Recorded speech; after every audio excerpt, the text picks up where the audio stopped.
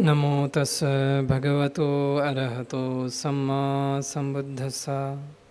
Homage to the Buddha Dhamma Sangha. Homage to Bade Bhanteji. And homage to respected Bhanteji here. And my dear novices and upasakas and upasikas. Today we got one more chance to discuss about Dhamma. And today I would like to speak about the 8 worldly conditions.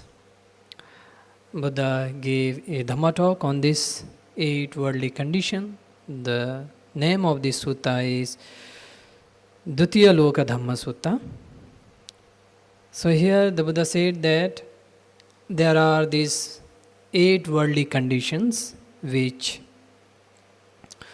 rotate around the world, and similarly the world also rotates around these 8 worldly conditions. What are these 8 conditions? These are gain and loss, fame and disrepute, praise and blame, pleasure and pain. These are the 8 worldly conditions. So then the Buddha said, when these 8 worldly conditions happen to uninstructed being and to instructed being, what will be the difference? He asks this question to the monks. And what is uninstructed being? Here the beings who are wrongly instructed. And what are the beings who are instructed? The beings who are got instructions from the noble teachings of the Buddha, or from the enlightened being, noble one. This is considered a instructed being or rightly instructed being. When this question was asked by the Buddha to the monks, what will happen to these beings and what is the difference between these two beings? Then the monks replied that you are the guide for us. Please, if you speak this meaning, it would be good, and we wear the meaning in our mind. Then the Buddha said, okay, listen carefully, attentively. Then the Buddha speaks about difference between uninstructed being and instructed being. So here he said that when a being who is uninstructed, when he gain, then he does not reflect like this, that this is also subject to change. This is also subject to change, and this is also, and whatever is subject to change, impermanent, is suffering, will bring suffering. Whatever is impermanent, whatever is changeful, that is suffering. He cannot see as it is. He cannot see rightly. And this is the difference. When the gain happens to him, when he receives gain, then his mind becomes excited, elated, happy, Because he is not reflecting like this, that this is impermanent, this is changeful, this is bring suffering. He cannot see as it is. That is why he is considered as an instructed being, and this is the difference. Similarly, the remaining 7 conditions like loss and fame and disrepute, praise and blame, pleasure and pain. When this happen, if they happen in a favorable situation, if they bring something good, then he become happy. If they are not in his favor, then he become dejected. He don't like them. He become sad. And then the Buddha said further, if that being is not seeing in the reality that all these worldly conditions are impermanent, are changeful and subject to bring suffering, then his mind is seized by this gain, loss, fame and disrepute, praise and blame, pleasure and pain. Then he will not be able to free his mind. His mind is under control, this 8 worldly condition. His mind is seized by these worldly 8 conditions.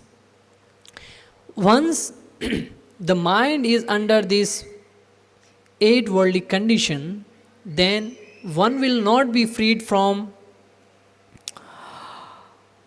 birth, aging, death, sorrow, lamentation, pain and grief and despair.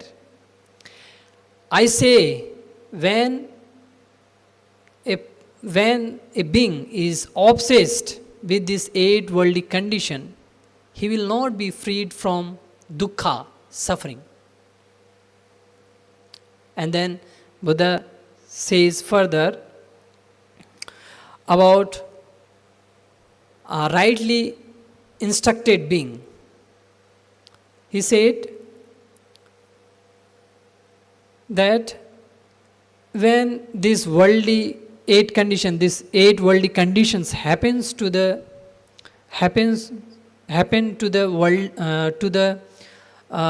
rightly instructed person, rightly instructed being, then he reflect like this, that these are impermanent, these are changeful, and these are suffering.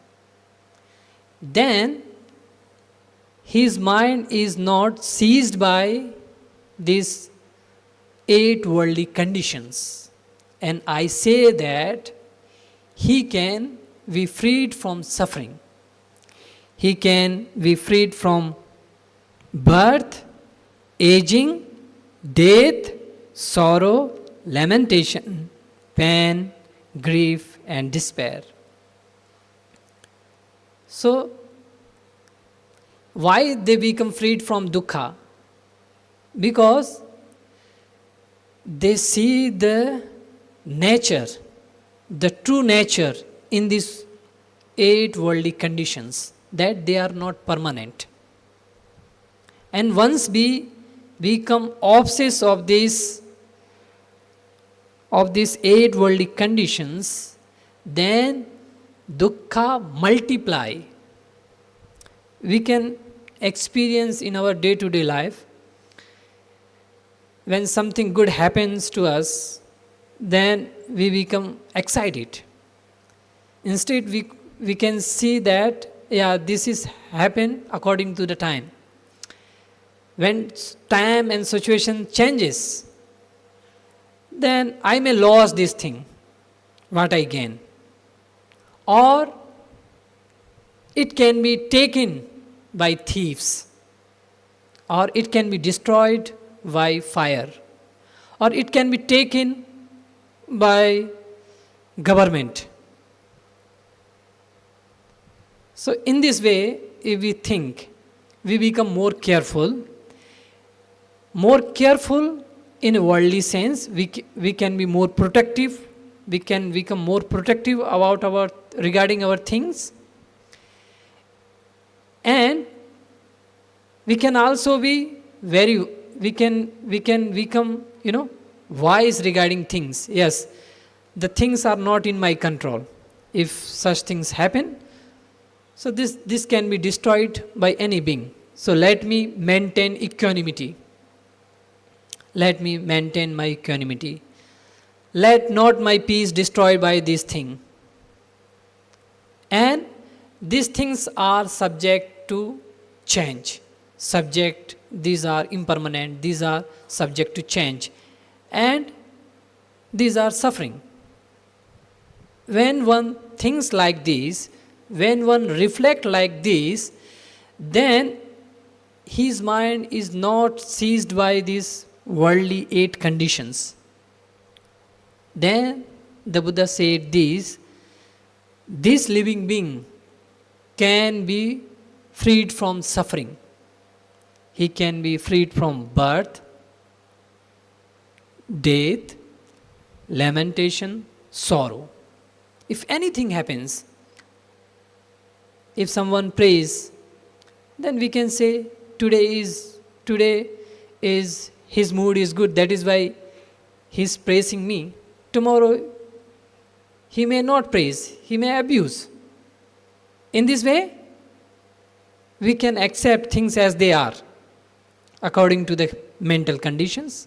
Today his mental conditions are good, that is why he is speaking with me politely and he is praising me. If tomorrow his mental states are not good, he will abuse me. We can see the change, that the mental states are also changing, and all these things are mind made. When mind is good, they will praise me. When mind is not good, he will abuse me. So we come to know about these changes, and once we come to know about these changes, then whatever happens, we can remain calm and peacefully without reacting. And not only these things, by practicing like this, by seeing like this, we will come to know about the things related to this. What makes us to be happy, what makes us to be excited or dejected regarding these 8 worldly conditions.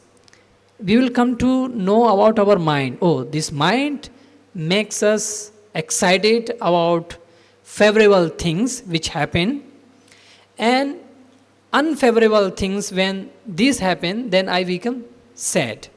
Oh, these are the conditions to be excited and to be dejected. These are affecting in our mind.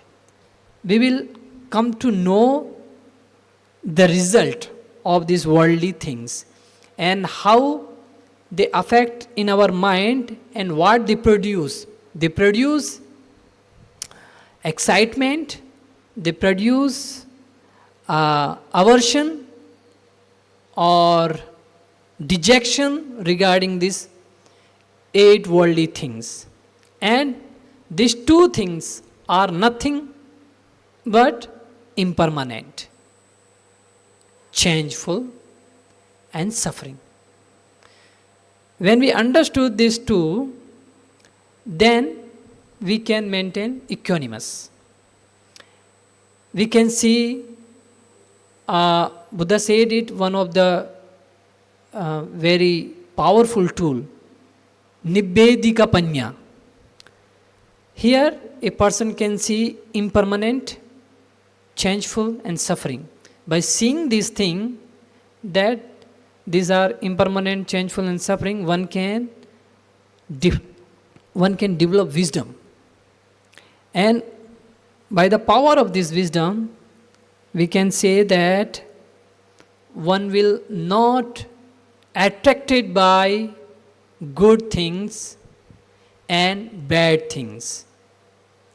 The things which happen in our favor and things which happens in our which happens opposite, which we don't like, we will not be shaken by these two things, liking and disliking. So the Buddha said, then only by practicing in this way we can overcome birth, death, sorrow, lamentation. And further the Buddha said this, the being who reflect like this, his mind will not be obsessed or seized by these 8 worldly conditions, and he will be able to be freed from birth and death. And then further he said in gathas, in stanzas, that gain and loss, fame and disrepute, praise and blame, pleasure and pain, these things are ever changeful in human life, and these are not internal things, and these are changeful. Even they are subject to bring suffering. In the next gatha stanza he said, a mindful and wise person discerns them well, investigate them well, knows them well, and being observant of their changefulness,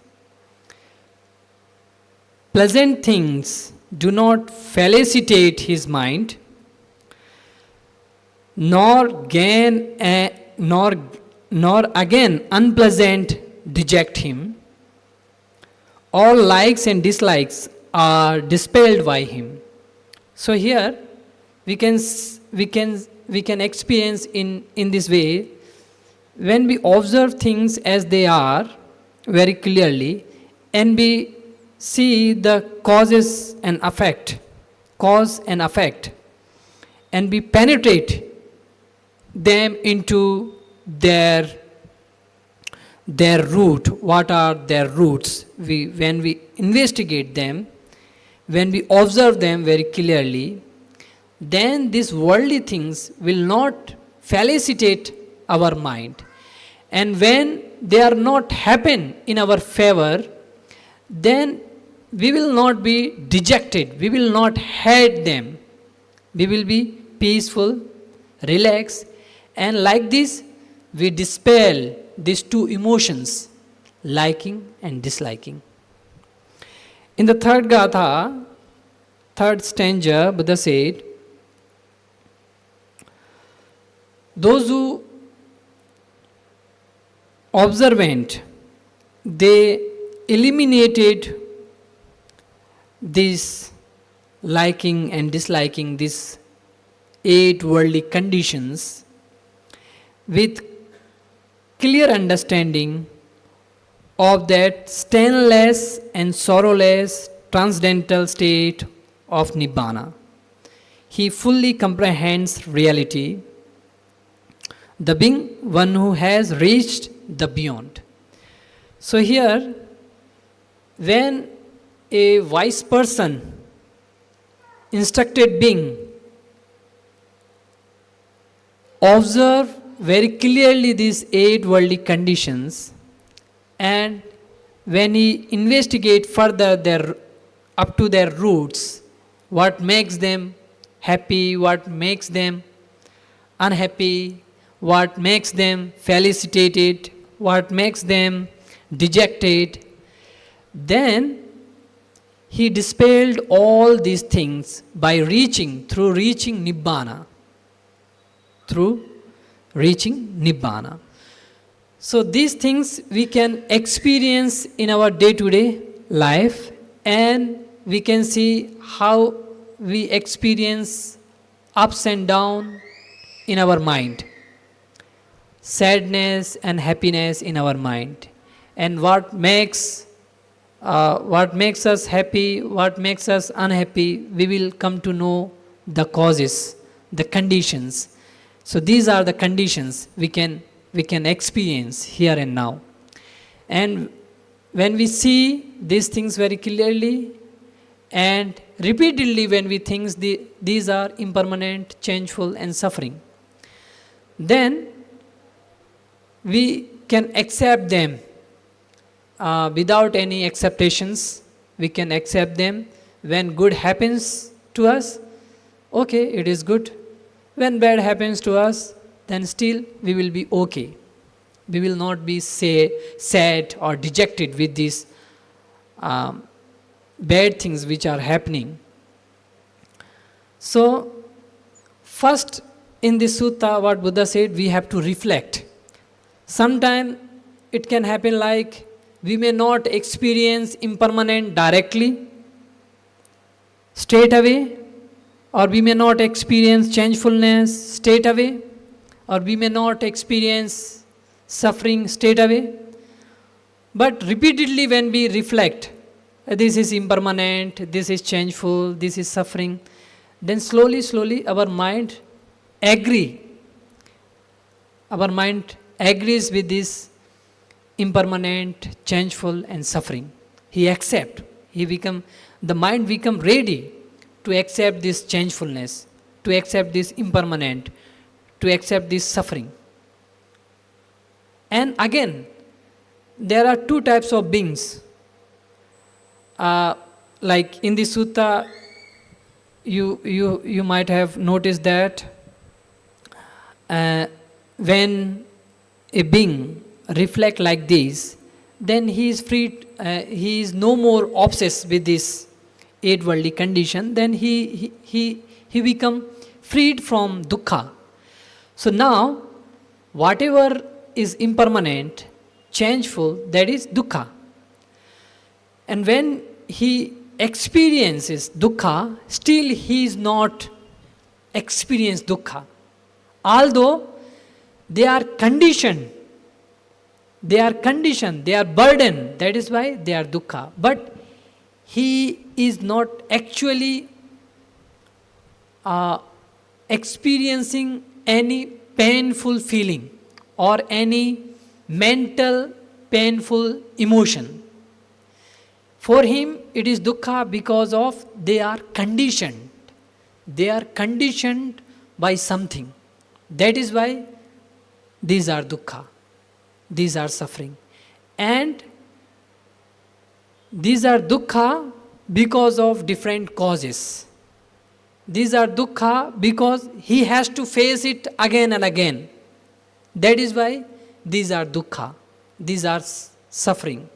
But he is not experiencing like painful feeling or mental painful feeling. But still, these are burden for him. That is why they are dukkha. So, when we reflect again and again like this, then we can overcome our mental suffering and we can train our mind psychologically not to obsess, not to seized away with this 8 worldly condition. And then one can remain still, peaceful in all the situations. So with this short Dhamma talk, I conclude here with the blessings and best wishes that by the power of this Dhammadana, by the power of your own kusala kamma, good deeds, may you be happy, may you be peaceful, may you be freed from dangers and accidents, may your family members be happy, be peaceful, and may all beings be happy and peaceful. With this, I conclude. Sadhu, sadhu, sadhu.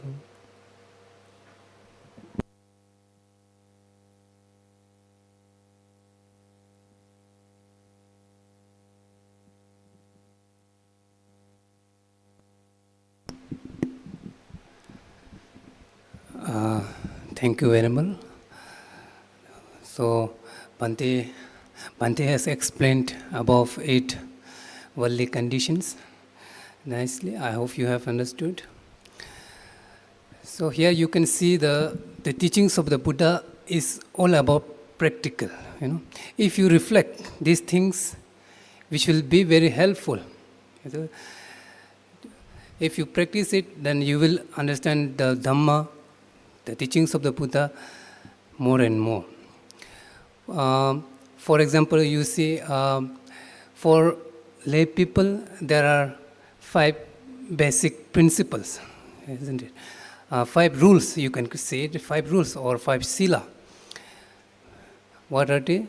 They are the Buddha says, you have to abstain from killing. Instead of killing, you have to, if you can save, save the life of living beings. Second one, not to steal, abstaining from stealing. Don't take which is not given to you. And then number 3rd is abstaining from sexual misconduct. Live a respectful life. Be respectful towards your husband or wife. And number 4th is don't tell lie. Abstaining from telling lie, or abstaining from speaking harsh words, or unnecessary gossiping. And then the last one, abstaining from taking alcohol, or fermented drinks, you can say, which beclouds your mind, which beclouds your mind, because after taking or after drinking these things, you will be not able to understand what is right or what is wrong. So you can see, in those who drink, after drinking, if he or she is drink, he may say anything, So with that mind, you cannot, see what is wrong and what is good. So here you can understand in this it worldly condition, as Bhante explained also, if you reflect these things in your life, which will be more and more helpful, and you will be understand the deep meaning of the Dhamma. So actually this 5 precept is not only for you, but also it is not only for Buddhists, it is only for everyone, For upasakas and upasakas, there are only 5 rules. For monks, there are about 227 rules, like that. So you cannot compare, But I think today we have listened to enough Dhamma. If you practice it, which will be good, As in one occasion, Buddha also mentioned, hearing Dhamma, listening Dhamma, or reading Dhamma, good, which is good. But if you practice it, which will be even more benefits, you can benefit it. So I hope you will practice it, and then you will implement in your life, and you will understand more and more. Those who are new, I would like to remind this is every Sunday evening program. We have our bookstall near our office, down near gate. You can check out some books which may help you, which may help you in your life and how you can progress in your life, after reading some good books. And we have varieties of books are there. So with this, we will conclude today's program with the chant Metta Bhavana.